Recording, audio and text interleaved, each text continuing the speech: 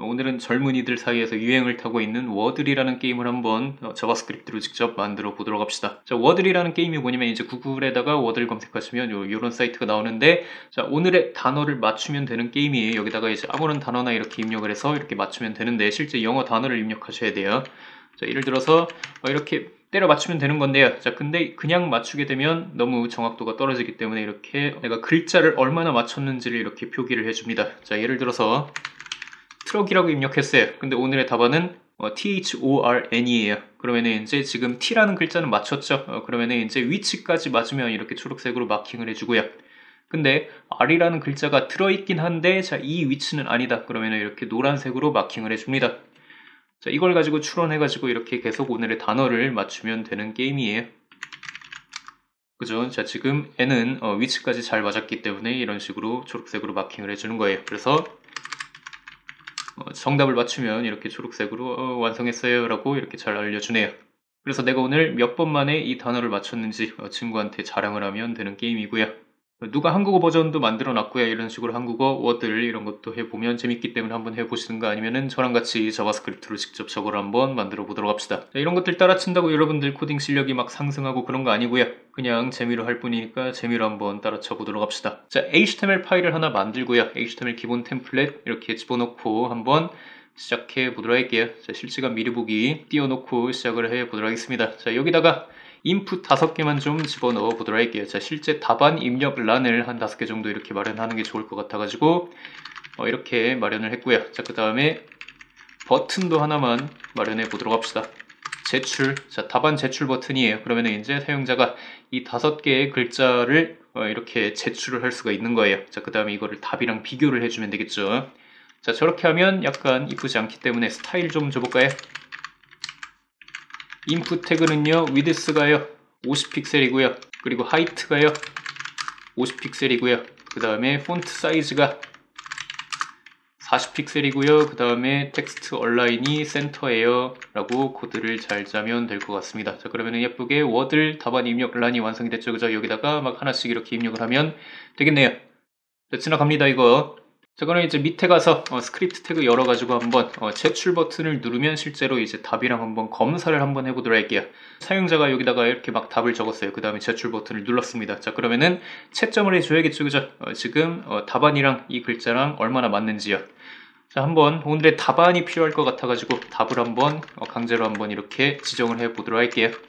자, 답은 여러분들이 나중에 이렇게 수정하면 되는 거고요. 자, 그 다음에 실제로 여기다가 입력한 값이랑 답이랑 얼마나 맞는지 한번 채점을 해보도록 할 건데, 자, 제출 버튼 누르면 이제 채점해주세요 라고 코드를 짜야 될 것 같으니까 제출 버튼 누르면 뭐 특정 코드 실행해주세요 라고 이렇게 코드를 짜고 싶으면 여기다가 document.query selector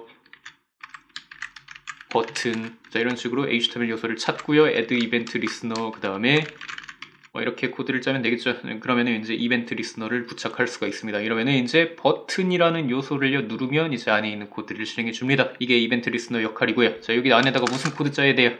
답이랑 유저가 입력한 그 값이랑 맞는지 비교해 주세요 라고 코드를 짜야 되잖아요, 그죠? 근데 그런 식으로 설명하게 되면 너무 추상적이기 때문에 구체적으로 하나씩 설명을 해보도록 합시다. 여기다가 자, 일단 첫 번째 글자부터 한번 검사해 볼까요? 첫 번째 글자가 이 답이랑 비교해서 얼마나 잘 맞는지를 먼저 검사를 해보도록 합시다. 자, 그 다음에 두 번째 글자, 그 다음에 세 번째 글자, 이런 식으로 차례차례 하나씩 검사해 나가면 되겠죠. 자, 일단 A라는 글자가 여기에서 이제 답이랑 얼마나 맞는지 검사를 하고 싶어요. 그러면은 이제 여러분들 구체적으로 설명을 해야 되겠죠, 그죠? 경우의 수가 많을 거 아니에요, 그죠? 그렇기 때문에 뭐 예를 들어서 위치까지 맞으면 어떻게 해야 돼요? 초록 7 하면 되잖아요, 그죠? 자, 그 다음에 위치는 안 맞으면, 그죠? 위치는 안 맞고요. 이제 글자 어딘가에 있어요. 그러면은 노란 7 하면 되고요. 그죠? 배경을 노란색으로 칠하면 되고요. 그 다음에 다 안 맞으면, 아니면은 그것들 다 아니면, 그죠? else라고 이렇게 표현하면 될 것 같습니다. 그러면은 회색 7 하면 될 것 같습니다. 자, 이거 딱 봐도 이 품은 같이 생기지 않았습니까? 그죠? 이 경우에 이렇게 해주세요 라고 코드 짜고 싶으면 이 품밖에 없어요. 자, 그래서 위치까지 다 맞는지 한번 이 품으로 한번 작성해 보도록 할게요. 그러면은 만약에 위치까지 다 맞냐라고 물어보면 될 것 같은데, 자, 실제로 사용자가 입력한 답안을 좀 가져와 보도록 할게요. 뭐 input이라고 합시다. 자, input이라고 변수 만들어서 사용자가 입력한 값을 가져와 보도록 할게요. query selector all 그 다음에 input .input이라고 합시다. 자, 그 다음에 실제로 사용자가 입력한 값은요 이렇게 될 것 같은데요. 간단한 HTML 조작 방법이기 때문에 설명은 생략하도록 하고요. 자, 이게 사용자가 첫째 인풋에 입력한 값이에요. 그 다음에 이게 답이랑 비교해서 위치까지 맞냐라고 이렇게 비교를 하고 싶으면 자, 답의 0번째 이 항목이랑 똑같냐라고 이렇게 비교하면 될 것 같습니다. 그러면 위치까지 잘 맞은 거잖아요. 그죠? 자, 그러면 초록색으로 칠해주세요 라고 코드를 짜고 싶으면 이제 첫째 인풋의 스타일의 백그라운드를요 그린으로 칠해주세요 라고 코드를 짜면 이제 1번 기능 구현 끝일 것 같네요. 자, 그럼 실제로 한번 테스트 해볼까요? 주석 처리하고 테스트를 해보면 실제로 이제 A를 입력해 보도록 할게요. 자, 오늘의 답안은 A, B, C, D, E잖아요. 그죠? 자, 그래서 실제로 위치까지 잘 맞았기 때문에 초록색으로 잘 칠해지네요. 자, 그럼 2번, 3번 알아서 잘 구현해 보면 되겠죠. 그죠? 자, 위치는 안 맞으면 자, 이건 어떻게 코드를 짜냐면 자, 지금 사용자가 입력한 이 값이요. 자, 여기 안에 들어있긴 하냐라고 이렇게 코드를 짜면 될 것 같은데 자, 그거는 자바스크립트로 이렇게 표현하면 될 것 같습니다. 답.include라는 이런 함수 갖다 쓰시면요. 이제 문자열 검사 같은 걸 할 수가 있습니다. 여기다가 이제 검사할 문자를 집어넣으시면 돼요. 자, 그러면 지금 입력한 이 글자가 여기 들어있는지 검사를 해줍니다.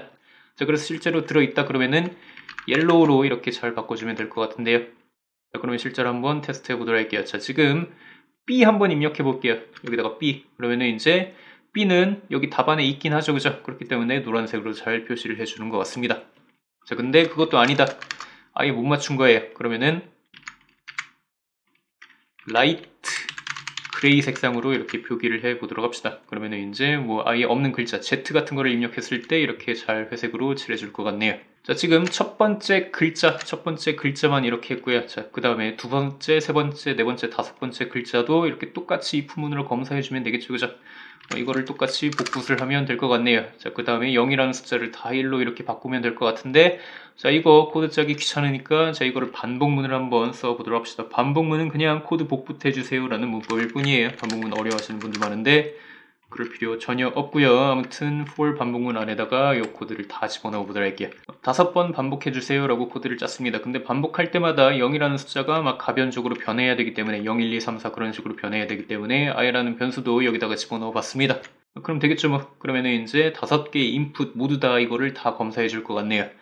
실제로 테스트 해볼까요? 자, 제가 한번 정답 입력해 볼게요. A, B, C, D, E.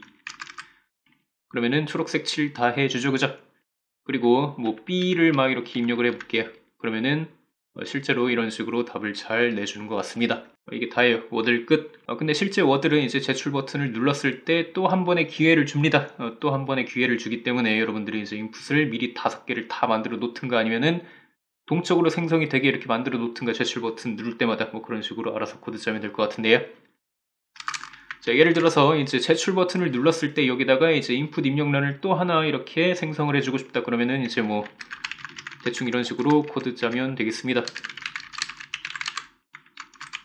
자, 이렇게 미리 HTML을 다 마련해 놓고요. 그 다음에 이거를 내가 원하는 데다가 이렇게 집어 넣는 거예요. 그러면은 이제 버튼 누를 때마다 제출 버튼 누를 때마다 이 HTML이 이 자리에 바디 태그 안에다가 하나가 추가가 됩니다. 이건 추가해 주세요 라는 문법이에요. 그렇기 때문에 실제로 이제 제출 버튼을 누르면 실제로 인풋이 하나씩 이렇게 추가되는 거 보이시죠? 그죠?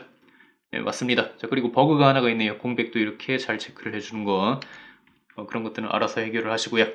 자, 근데 이제 여기까지 하면 약간 버그 같은 게 생길 수 있을 것 같아가지고 자, 이렇게 새로운 인풋을 만들었다 그러면 이제 기존에 있던 인풋에 붙어있는 이런 클래스명을 좀 제거해 보도록 할게요. 왜 제거하냐고요? 비밀이고요. 아무튼 이런 식으로 하시면 워드 기능 간단히 완성이 될 것 같습니다. 자, 그러면은 A, B, C, D, E라는 오늘의 답안을 한번 맞춰보도록 할게요. 자, A 뭐 이런 식으로 코드를 짜면 A만 맞았다 이렇게 잘 나오고요. A, B 뭐 이런 식으로 하면 이제 A, B 잘 맞았다고 이렇게 잘 나오고요. C만 뭐 이렇게 한다. 이러면 이렇게 잘 맞았다고 잘 알려주네요. 그리고 실제 워드처럼 뭐 이런 식으로 6번의 기회만 주는 거 아니면 이제 밑에 키보드 같은 걸로 이제 어떤 알파벳들을 사용했는지 이런 것들도 알려주는 거 그런 기능들이 좀 필요할 것 같고요. 자, 그리고 답안 마련하는 게 중요할 것 같습니다. 자, 답안을요 미리 여러분들이 다 이렇게 만들어 놓으셔야 돼요. 자, 실제 과거 이제 원조 워드 사이트 들어가 보시면 이제 답안들이 다 이렇게 자바스크립트 변수로 이렇게 저장이 되어 있었습니다. 자, 오늘의 답안, 그 다음에 다음날 답안, 그 다음에 그 다음날 답안 이것들이 다 리스트에 보관이 되어 있었단 말이에요. 자, 그리고 날마다 하나씩 꺼내가지고 이렇게 오늘의 답안을 설정해 주는 거예요. 자, 그래서 여러분들이 답안을 어떻게 생성을 할지 이런 것들도 한번 잘 고민해 보는 게 좋겠죠, 그죠? 그리고 워드는 실제 사용하는 단어만 이렇게 답안이 될 수 있습니다. 자, 그리고 원래는 실제로 답안을 입력할 때도 이렇게 실제로 사용하는 단어들만 이렇게 입력을 할 수가 있습니다. 그런 것들도 여러분들이 이제 검사를 하고 싶으면 어떻게 할지 한번 잘 생각해 보는 게 좋을 것 같네요.